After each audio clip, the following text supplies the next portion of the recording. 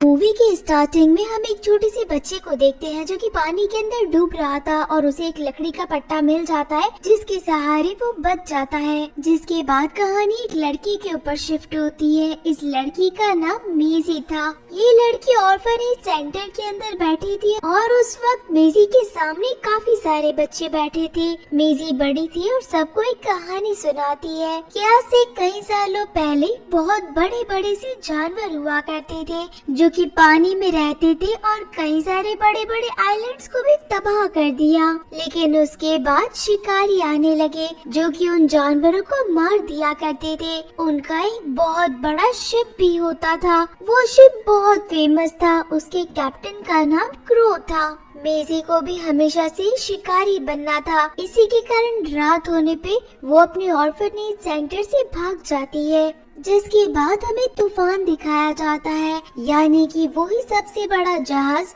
जो कि समुद्री क्रीचर्स को मारा करते थे। कैप्टन क्रो था और साथ ही में एक लड़का जेकब वही लड़का था जो कि स्टार्टिंग में हमें बताया गया था। पानी में डूबने से पहले ही जेकब को क्रो ने बचा लिया था। तब से जेकब क्रो के साथ में ही काम किया करता था। इन सब का सबसे बड़ा मोटिव था रेड ब्लास्टर को मारना जो कि एक बहुत ही बड़ा समुद्र में रहने वाला क्रीचर था। कैप्टन की एक फ्रेंड थी जिसका नाम सारा था। ये सारे अपने शिप की मदद से उस जगह पे पहुंच गए थे जहाँ पे इन्हें रेड ब्लास्टर मिल सकता था। उसी वक्त इन्हें एक और जहाज दिखाई देता है जो कि बहुत ज्यादा मुसीबत के अंदर था। क्रो को पता था कि उसने इतना सारा सफर सिर्फ और सिर्फ रेड ब्लास्टर को पकड़ने के लिए किया है, तो आखिर वो किसी दूसरे शिप की मदद क्यों करेगा। लेकिन जेकब उसे उस समय समझाता है कि हम सबका एक रूल है, अगर हम लोग समुद्र के अंदर हैं तो हम हमारे साथियों को नहीं छोड़ सकते। कैप्टन क्रो को ये बात माननी पड़ती है और इसी के कारण वो रेड ब्लास्टर को छोड़ते हुए उस सामने वाले समुद्री जहाज की मदद करने के लिए निकल जाते हैं। जैसे ही तूफान जहाज इस छोटे से जहाज के पास आता है तो पता चलता है कि इस जहाज को एक बहुत बड़े समुद्री क्रीचर ने पकड़ रखा है। वो जानवर जब इस बड़े वाले जहाज को देखता है यानी कि तूफान को, तो वो इस तूफान के पीछे पड़ जाता है और छोटे वाले जहाज को छोड़ देता है। तूफान के ऊपर तो बड़े बड़े शिकारी बैठे थे। सारे के सारे रेडी हो जाते हैं इस बड़े से क्रीचर को मारने के लिए। इस क्रीचर पे किसी भी चीज का कोई असर नहीं हो रहा था, न तोप का न गोलियों का। ये क्रीचर फुल स्पीड से तूफान की तरफ बढ़ता हुआ आता है। ये क्रीचर सीधा पानी के अंदर जाके शिप के बीचों बीच में से निकलता है और शिप को दो हिस्सों में तोड़ देता है। सारे लोग मिलकर इस जानवर के ऊपर अटैक करते हैं लेकिन किसी का भी अटैक इस जानवर को नहीं हरा पा रहा था। आखिर के अंदर कैप्टन क्रो एक बहुत बड़ा भाला लेके आते हैं और उस क्रीचर के गले पे वार करते हैं जिससे कि वो क्रीचर वहीं पे मर जाता है और डूबने लगता है। साथ ही में कैप्टन क्रो भी पानी के अंदर गिर जाते हैं लेकिन ऊपर आने से पहले वो इस जानवर का एक सींग काट के ले आते हैं ताकि वो बता सके कि उन्होंने इस जानवर को मारा है। शिप की इतनी हालत नहीं थी कि वो रेड ब्लास्टर को पकड़ सके। इसी के कारण शिप को रिपेयर कराने के बाद में ये लोग रेड ब्लास्टर को पकड़ने के लिए वापस आएंगे। रात होने पे कैप्टन क्रो जेकब से बात करते हैं और कहते हैं कि इस जहाज के साथ मैंने बहुत सारे साल गुजारे हैं और मैं चाहता हूँ कि मेरे जाने के बाद में तुम्हें इसके अगले कैप्टन बनो। इस जहाज ने कभी किसी को धोखा नहीं दिया है। अगली सुबह तूफान शहर के अंदर पहुँच चुका था जहाँ पे हर कोई तूफान को देखने के लिए बहुत एक्साइटेड था। सभी उनका बहुत अच्छी तरीके से वेलकम करते हैं। मेजी भी इन्हें देखने के लिए यहाँ पहुँच जाती है। मेजी जाके जेकब से मिलती है और कहती है कि वो उसे अपने साथ ले चले क्योंकि वो एक शिकारी बनना चाहती है। उसने कई सारी कहानियाँ पढ़ी है लेकिन जेकब मेजी को मना कर देता है कि मेजी अभी बहुत छोटी है और वो बड़ी होने के बाद इन्हें ज्वाइन कर सकती है। जेकब मेजी को एक गाड़ी के अंदर बैठा के कह देता है कि अभी तुम्हें तुम्हारे घर जाना चाहिए। नेक्स्ट डे कैप्टन क्रो अपने साथियों के साथ में राजा के महल में पहुंचा था ये बताने के लिए कि कैसे उसने समुद्र के अंदर रहने वाले बड़े बड़े क्रीचर्स को मारा है। लेकिन यहाँ पे राजा और रानी भड़क जाते हैं और कहते हैं कि हमने तो तुम्हें रेड ब्लास्टर को मारने के लिए भेजा था, हम तुम्हारे ऊपर इतना खर्चा करते हैं और तुम बस फालतू के काम करते हो। इस बात से क्रो को बहुत गुस्सा आता है कि वो अपनी जान पे खेल के इतना कुछ कर रहा है और इसके बदले में राजा रानी उसकी रेस्पेक्ट करने की बजाय उसे उल्टा सुना रहे हैं। राजा रानी को ये बात भी पता चल गई थी कि रेड ब्लास्टर को पकड़ने से पहले ही ये लोग किसी की मदद करने के लिए चले गए। वहाँ पे एक जनरल भी था और अब राजा रानी ने मिलके एक बहुत बड़ा शिप बनाया था जिसके अंदर सब फैसिलिटीज थी। क्रो को इस काम से हटाया जा रहा था कि अब वो समुद्री क्रीचर को नहीं पकड़ेगा बल्कि ये काम अब खुद जनरल करेगा। जेकब सबके बीच में हुए झगड़े को शांत करता है और कहता है कि बस आप हमें आखिरी मौका दीजिए, हम हमारे जहाज से उसे पकड़ने की कोशिश करते हैं, आप जनरल को नए जहाज से भेजिए। क्या पता दोनों जब एक साथ पानी के अंदर उतरे तो उस रेड ब्लास्टर को पकड़ ही ले। राजा को ये आइडिया सही लगता है। कैप्टन क्रो अपनी पूरी टीम के साथ रेड ब्लास्टर को पकड़ने के लिए निकल जाते हैं और साथ ही में नई नई प्लानिंग्स भी बनाते हैं। जब सारे नाच गाना कर ही रहे थे तभी पता चलता है कि इस तूफान के अंदर तो मेजी पहुंच गई है, जिसे पहले डांटा जाता है कि तुम आखिर यहाँ पे क्यों आई हो। लेकिन मेजी की बहादुरी भरी बातें सुन के कैप्टन उसे यहीं पे रहने के लिए अलाउ कर देते हैं। सारा इस वक्त तो मेजी को एक कमरे के अंदर ले जाती है और अपनी सेफ्टी के लिए उसे एक चाकू भी देती है। काफी देर सफर करने के बाद ये लोग उस जगह पे पहुंच जाते हैं जहाँ पे इन्हें रेड ब्लास्टर मिल सकता था। रेड ब्लास्टर तूफान के ऊपर हमला कर देता है। तूफान के पास में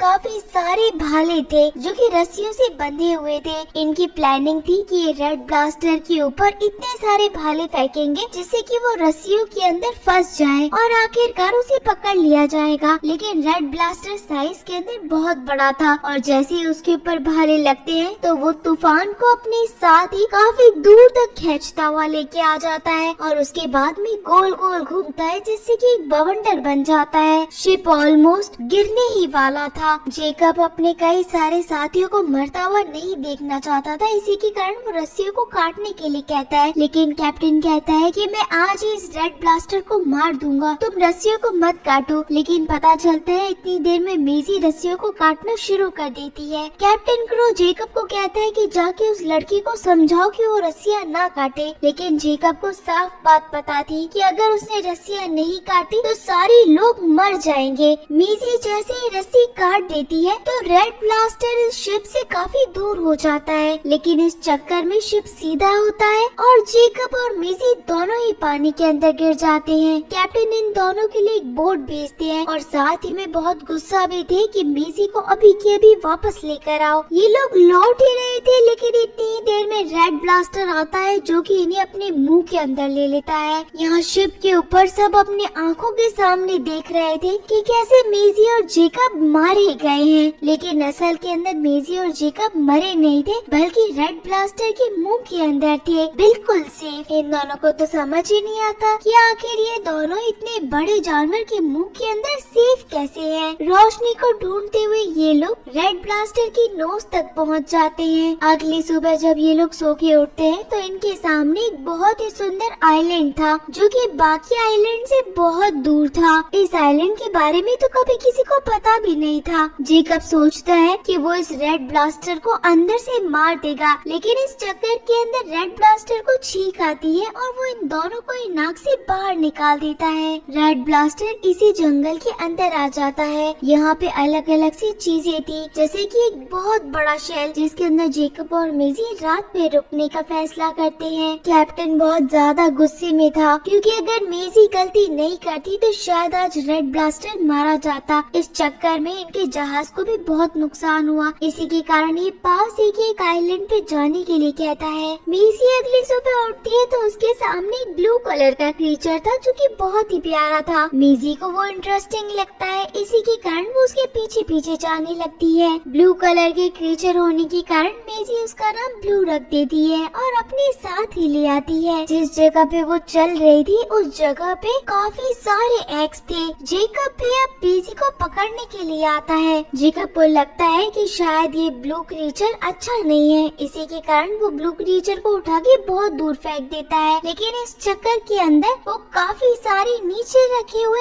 एग्स को तोड़ देता है। जेकब और मेजी जैसे जैसे भागने लगते हैं वैसे वैसे इन अंडों के अंदर से निकले हुए येलो कलर के क्रीचर इनके पीछे पड़ जाते हैं। साथ ही में इन क्रीचर्स की माँ भी इनके पीछे पड़ जाती है। कैसे तैसे करके जेकब और मेजी अपनी बोट पे बैठ जाते हैं और बाहर की तरफ आ जाते हैं, लेकिन इनकी मुसीबत खत्म नहीं हुई थी। वापस से इनके ऊपर एक बहुत बड़ा क्रीचर अटैक कर देता है, लेकिन इनकी जान बचाने के लिए यहाँ पे रेड ब्लास्टर आ जाता है और रेड ब्लास्टर उस बड़े से क्रीचर से फाइट करने लगता है। कहीं न कहीं रेड ब्लास्टर हारने लगा था, लेकिन जब जेकब को पता चलता है कि रेड ब्लास्टर तो उसकी मदद कर रहा है तो वो भी उस जानवर को मारने लगता है। रेड ब्लास्टर और जेकब दोनों ही मिलके उस बड़े से केकड़े को मार देते हैं। इस वक्त तक मेजी पानी के अंदर गिर गई थी और जेकब बस मेजी का नाम लेके चिल्ला रहा था। पता चलता है कि वो जो ब्लू वाला क्रीचर था वो ही मेजी को बचा के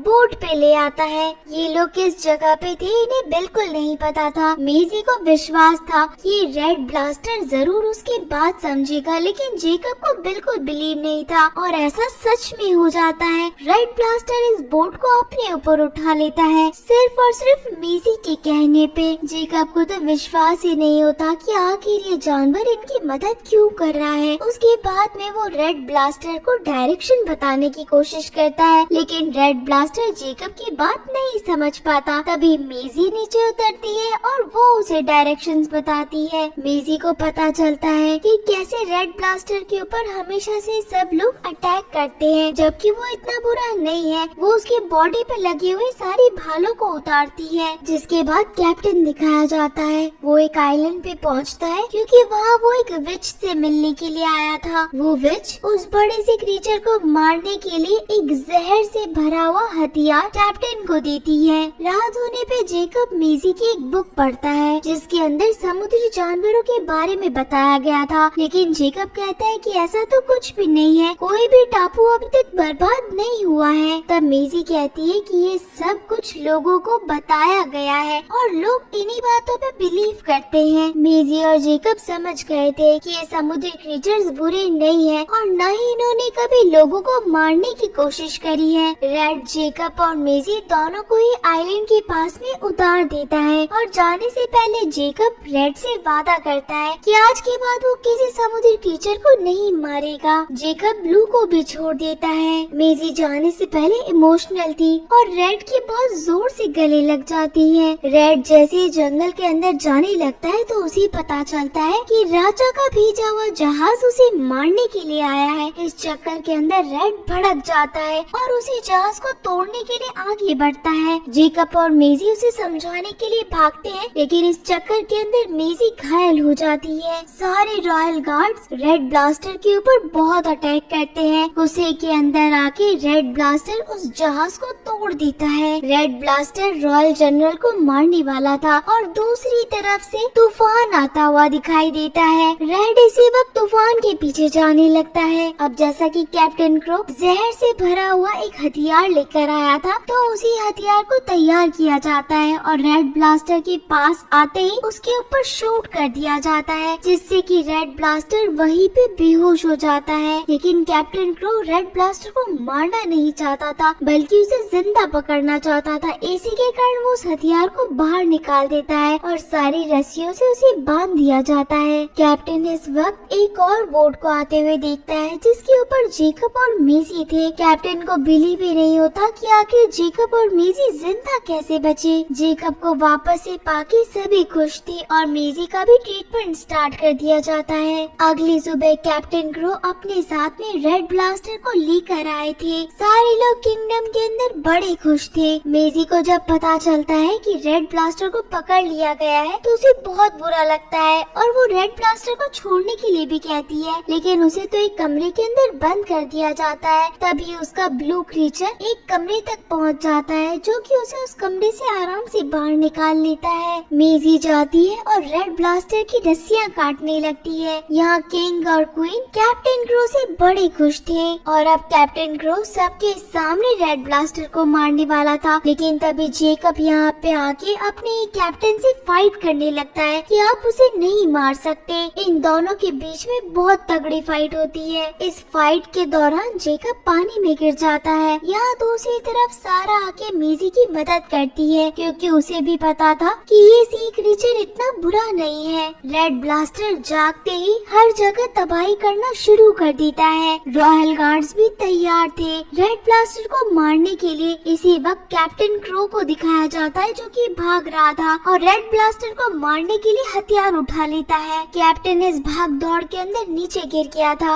और रेड ब्लास्टर भी बहुत आराम से कैप्टन क्रो को मार सकता था, लेकिन तभी यहाँ पे मेजी आ जाती है, जिसके खड़े होने पे रेड ब्लास्टर रुक जाता है। साथ ही में जेकब भी आ जाता है और अपने सामने एक बड़े से भाले को तोड़ देता है। वो रेड ब्लास्टर को समझाना चाहता था कि आज के बाद कोई तुम्हें नहीं मारेगा, कोई तुम्हें टच भी नहीं करेगा, लेकिन ये सारी चीजें देख के किंग भड़क जाता है और रॉयल गार्ड्स को कहता है कि इसे मार डालो। रेड ब्लास्टर इन दोनों को अपने ऊपर ले लेता है, जिसके बाद में मेजी और जेकब सारे किंगडम वालों को समझाने लगते हैं कि ये सब कुछ एक बहुत बड़ा झूठ है जो कि राजा रानी ने रचा है। वो हमेशा शिकारियों को भेजा करते हैं ताकि ये लोग समुद्री जीवों को मार सके। इसके अंदर बस उनका फायदा ही था, जबकि इन क्रीचर्स ने कभी भी जंग शुरू ही नहीं की थी। रॉयल जनरल को किंग ऑर्डर देता है कि इसको अभी के अभी मार डालो, लेकिन रॉयल जनरल भी समझ गया था कि किंग गलत है